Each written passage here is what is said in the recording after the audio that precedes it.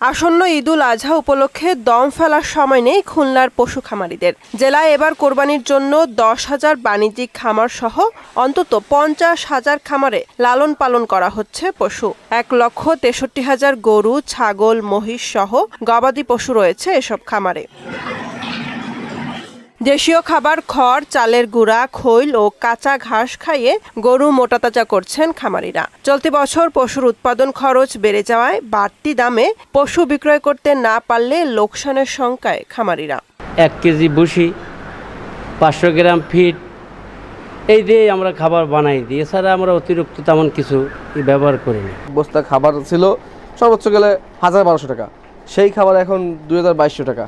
তাহলে তো বেশি খরচা পড়ে যাচ্ছে, তো ব্যয়বহুল বেশি হচ্ছে। ভবিষ্যতে এরকমভাবে যদি চলে তাহলে কোনো ফার্মিরা লাভবান হতে পারবে না। চাহিদার চেয়ে প্রায় 7,000 গবাদি পশু অতিরিক্ত উৎপাদিত হয়েছে বলে জানান জেলা প্রাণী সম্পদ কর্মকর্তা। আমাদের কোরবানিযোগ্য গবাদি পশু সংখ্যা আর কি মজুদ রয়েছে 1,63,031টি। আমাদের চাহিদা রয়েছে 1,56,285টি।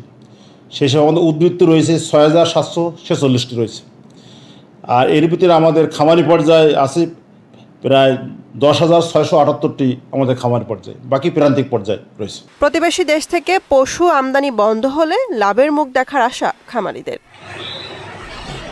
বুশরাত জাহান, মোহনা সংবাদ।